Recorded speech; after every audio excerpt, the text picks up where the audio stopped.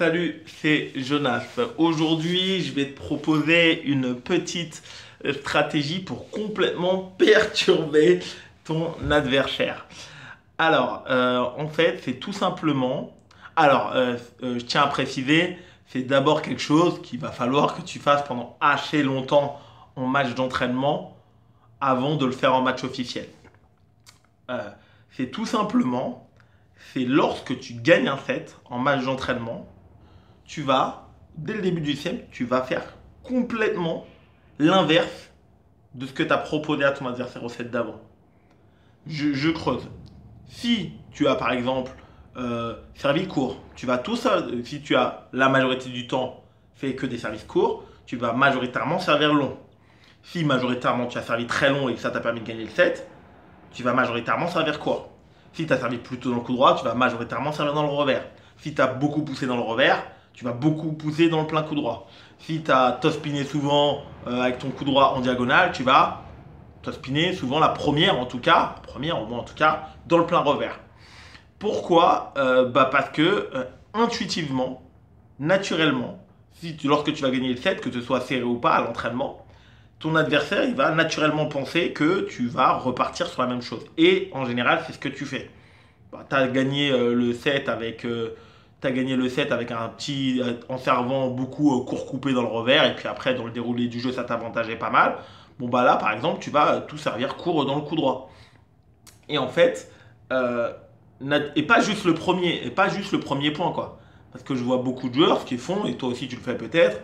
Bon bah ils ont gagné le point, ils ont beaucoup servi court dans le coup droit, ça s'est plutôt bien passé. Juste le premier point du match, ils servent dans le revers, le point se joue qui gagne ou qui perd, hop, ils se remettent à servir court dans le coup droit.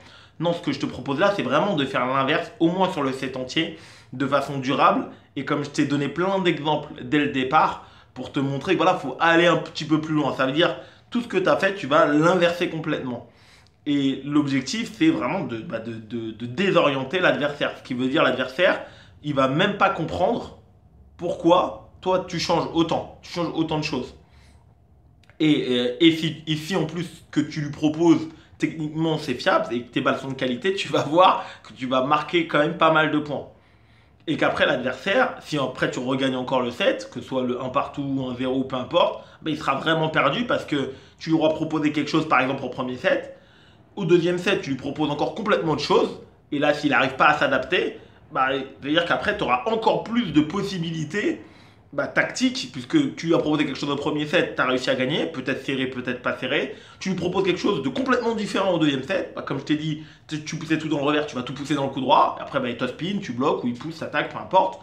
Tu top spinais le premier top spin majoritairement dans le coup droit, tu vas majoritairement top spin dans le revers. Voilà, tu comprends l'idée, c'est pas faire tout le temps pareil. C'est voilà, vraiment on inverse le ratio de placement de balles, etc. Tu bloquais la première en diagonale revers, tu vas aller bloquer tout de suite dans le coup droit. Voilà, où tu vas bloquer dans le revers, tu restais en revers, tu vas bloquer dans le revers et tu vas prendre le pivot. Voilà, ça aussi, c'est un changement qui est possible. L'idée vraiment, c'est de voilà, désorienter tactiquement complètement ton adversaire. Comme je l'ai dit dès le départ de cette vidéo, bien sûr qu'avant d'avoir les tripes, le courage et la détermination de faire cela en match officiel, il va te falloir des mois et des mois d'entraînement. Mais c'est pour ça que je te dis, déjà à l'entraînement, essaye de mettre cette stratégie en place et tu verras que c'est extrêmement profitable puisque du coup, ton adversaire, naturellement, comme je te disais, il va avoir tendance à penser que tu vas repartir tout pareil, que tu vas dire, bon, bah, comme il a gagné, lui, il va déjà se préparer, il va réfléchir aux solutions tactiques en fonction, évidemment, de ce que toi, tu as mis en place. Et là, hop, hop, il va se retrouver avec des balles, avec des placements différents, des services qui ne sont pas de la même longueur. Et là, en fait, toute la tactique également que lui, il avait prévu, les ajustements qu'il avait prévus, bah, ils vont voler en éclats, puisque du coup, tu vas lui proposer quelque chose de tactiquement véritablement différent. Alors, teste ça en club.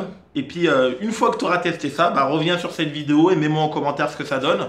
Je suis assez curieux. Euh, pour finir, je voudrais dire que ça, c'est aussi une façon de. C'est un autre sujet, mais de forcer ton adaptabilité. Euh, c'est l'une des clés si tu veux évoluer et aller chercher le plus haut possible, c'est que tu dois jamais être surpris. Et l'une des façons d'être jamais être surpris, c'est de soi-même provoquer plein de balles différentes et d'essayer à terme de les jouer le mieux possible.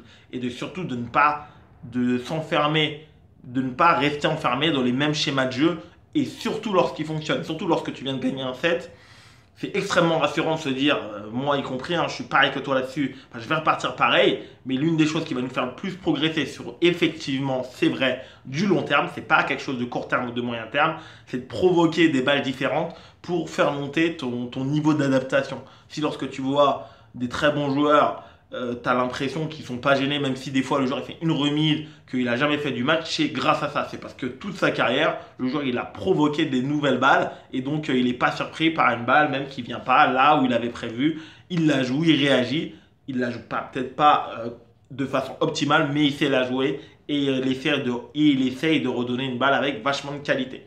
Comme je t'ai dit, d'abord tu testes ça en match d'entraînement tranquillement.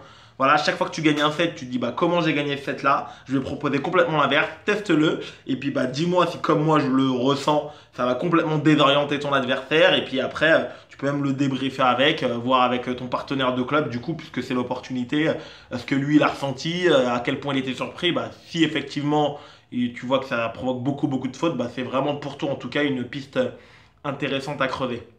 Je te souhaite un excellent entraînement et ciao! Salut, je viens sauter rapidement à la fin de cette vidéo pour te dire que j'ai créé un mini e-book sur la tactique au tennis de table où je te délivre toutes mes routines gagnantes.